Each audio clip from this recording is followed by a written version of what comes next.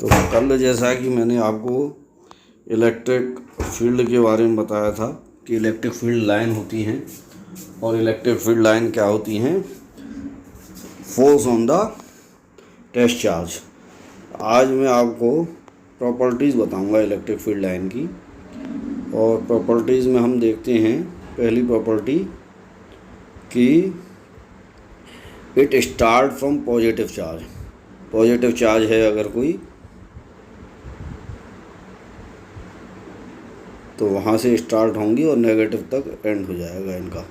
It start from positive charge and and at the negative charge. तो इसका मतलब ये कंटिन्यूस रहती हैं यहाँ तक, पॉजिटिव से नेगेटिव तक। ये भी क्वेश्चन आ जाता है कई बार कि ये कंटिन्यूस होती हैं, बीच में कहीं भी कोई ब्रेक अप इसमें नहीं आता, क्योंकि यदि कोई ब्रेक आया तो इसका अर्थ हो गया कि वहाँ इलेक्ट्रिक फील्ड जीरो है और ये यहाँ से सडन जंप कर गई है, जबकि ऐसा संभव नहीं है। इलेक्ट्रिक फील्ड कंटिन्यूस होता है पॉजिटिव से नेगेटिव तक। अच्छा, दूसरी, tangent at any point of electric field line gives direction of electric field intensity at that point. जैसे पॉजिटिव से चली और नेगेटिव पर एंड हो गई, तो किसी भी पॉइंट पर हम टेंजेंशियल लाइन खींचें तो इलेक्ट्रिक फील्ड लाइन की जो डायरेक्शन होगी उस पॉइंट पर वो वहाँ की टेंजेंशियल लाइन होगी। माना यहाँ ये पॉइंट ले लिया मैंने, ये पॉइंट ले लिया, यहाँ इलेक्ट्रिक फील्ड की डायरेक्शन यहाँ की टेंजेंशियल लाइन होगी। टेंजेंशियल अगर इस तरह की लाइन है और यहाँ इस पॉइंट पर निकालना है तो यहाँ की टेंजेंशियल लाइन होगी, ये वाली टेंजेंशियल लाइन होगी इलेक्ट्रिक फील्ड लाइन। तो जो पाथ है इसके किसी भी पॉइंट पर टेंजेंशियल लाइन ही इलेक्ट्रिक फील्ड लाइन की डायरेक्शन होती है, ये बात ध्यान रखनी है। ठीक है, अगली प्रॉपर्टी है, two electric field line can never intersect each other. ऐसा नहीं हो सकता कि एक पॉजिटिव चार्ज से एक इलेक्ट्रिक फील्ड जा रही है, दूसरी ऐसे करके जा रही है, ऐसे करके इंटरसेक्ट नहीं हो सकती। सारी की सारी इलेक्ट्रिक फील्ड लाइन कैसी होंगी, बिना इंटरसेक्ट किए हुए जाएंगी। कोई भी लाइन आपस में इंटरसेक्ट नहीं करेगी, क्योंकि यदि दो लाइन इंटरसेक्ट करती हैं, जैसे यहाँ मैंने आपको दिखाया है बाई द वे, तो इसका मतलब क्या हो गया, यहाँ दो टेंजेंशियल लाइन बनेंगी, एक इसके लिए और एक इसके लिए।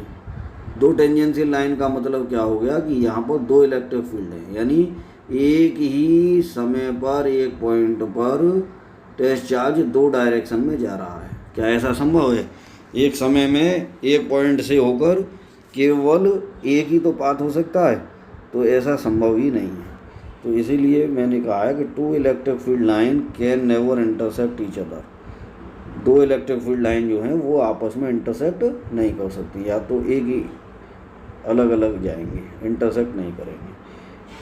Because at point of intersection, अगर इंटरसेक्शन पॉइंट पर क्या होगा ऐसी स्थिति में, there should be two direction of electric field. Electric field की दो डायरेक्शन होंगी, जो संभव नहीं है, विच इज़ नॉट पॉसिबल, अभी बताया।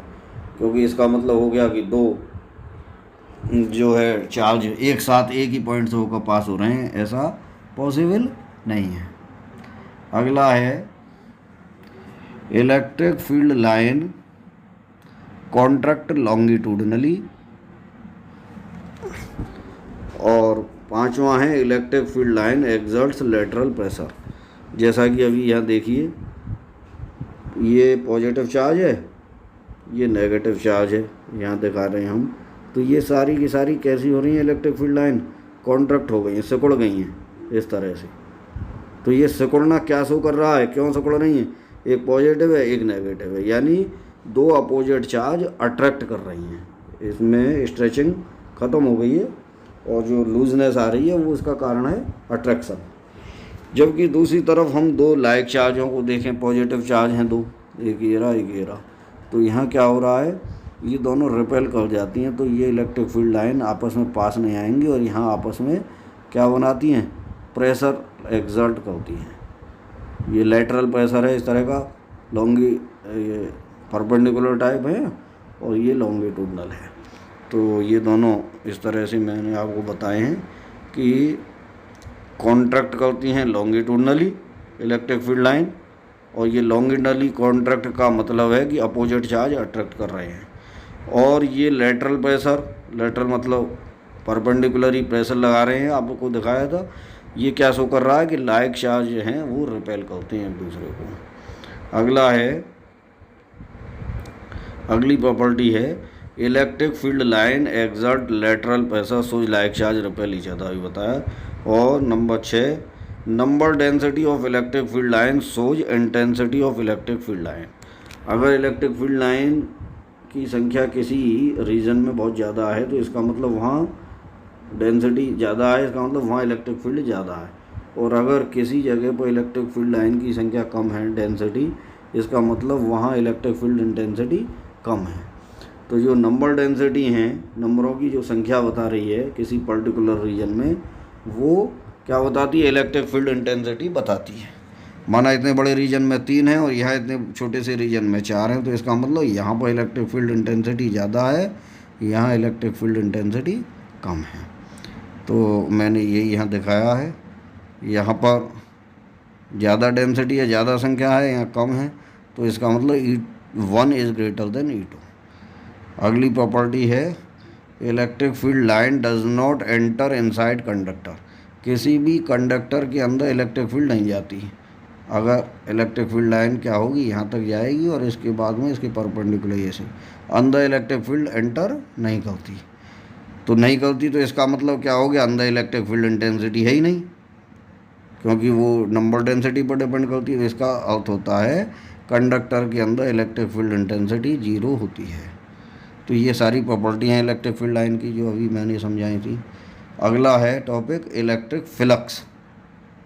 इलेक्ट्रिक फ्लक्स, इलेक्ट्रिक फ्लक्स भी क्या है, इलेक्ट्रिक फील्ड लाइनों की संख्या ही बताता है। ये total number of electric field line passing through the surface held inside electric field in direction of area vector. आज मैं अब आपको एरिया वेक्टर बताऊँ। पहले कोई भी एरिया है, वैसे तो एरिया स्केलर होती है, लेकिन हम इसको वेक्टर भी बना सकते हैं।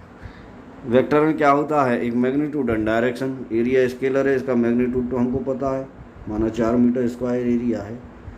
लेकिन अगर हम इसके परपेंडिकुलर एरिया के और आउटवर्ड बाहर की तरफ लाइन ड्रॉ करें, परपेंडिकुलर आउटवर्ड, ऐसे नहीं, माना ये 3D फेस में ऐसे रखा हुआ है, तो परपेंडिकुलर आउटवर्ड डायरेक्शन में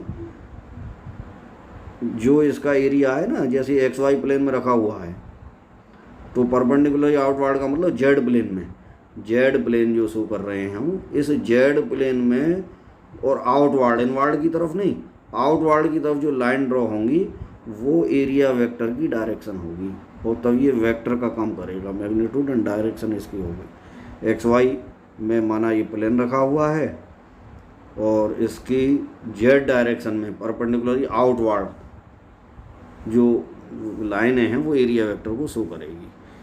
तो अगर ऐसा कोई एरिया इलेक्ट्रिक फील्ड के अंदर रखा हुआ है, अगर इलेक्ट्रिक फील्ड है, माना ये सारा किसी चार्ज की वजह से इलेक्ट्रिक फील्ड बन गया, इसके अंदर कोई एरिया रखा हुआ है, वो XY प्लेन में है सपोज करो, तो हम ये देखेंगे कि जेड डायरेक्शन में आउटवर्ड, बाहर की तरफ जेड डायरेक्शन में आउटवर्ड, अब अंदर की तरफ के लिए हम ऐसे क्रॉस लगाते हैं और बाहर की आउटवर्ड के लिए ऐसे डॉट लगाते हैं। ये क्योंकि ये 2 डायमेंशनल है ये स्क्रीन भी, तो हम शो नहीं कर सकते, तो बाहर की तरफ दिखाने के लिए हम क्या लगाते हैं, डॉट, और अंदर के लिए लगाते हैं क्रॉस।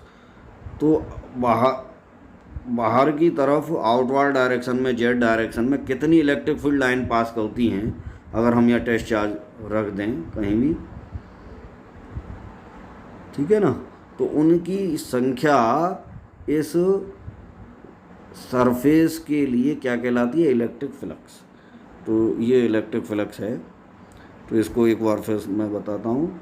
इलेक्ट्रिक फ्लक्स का अर्थ हो गया total number of electric field line passing through the surface, जो सरफेस से पास हो और जो सरफेस कहाँ रखी हो, इलेक्ट्रिक फील्ड के अंदर रखी हो, और वो इलेक्ट्रिक फील्ड लाइनों की संख्या कौन सी डायरेक्शन में होनी चाहिए, एरिया वेक्टर की डायरेक्शन में हो।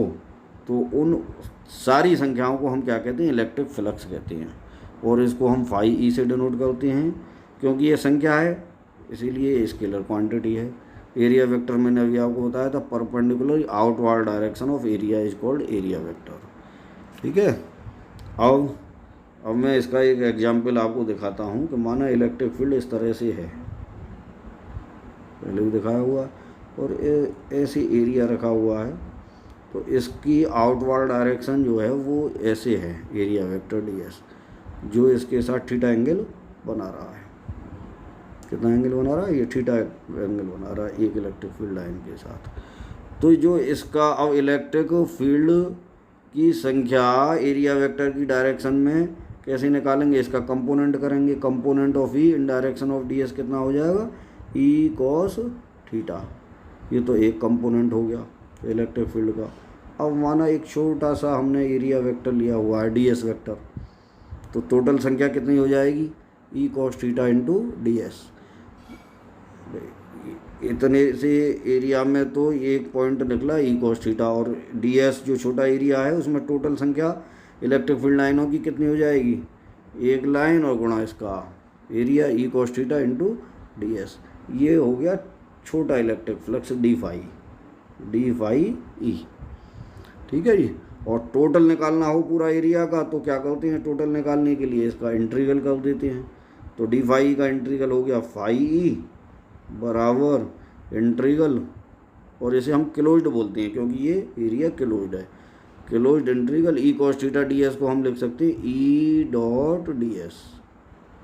तो इलेक्ट्रिक फ्लक्स हो गया फाई ई बराबर surface integral E dot ds। यही बात मैंने यहाँ समझाई है आपको कि ये जो है ई है, ये जो है क्या इसका ds वेक्टर है, component of E area vector की डायरेक्शन में ई कॉस थीटा हो गया, और ई के जो कंपोनेंट टोटल नंबर हो गए ds वेक्टर में वो ई कॉस थीटा ds हो गई।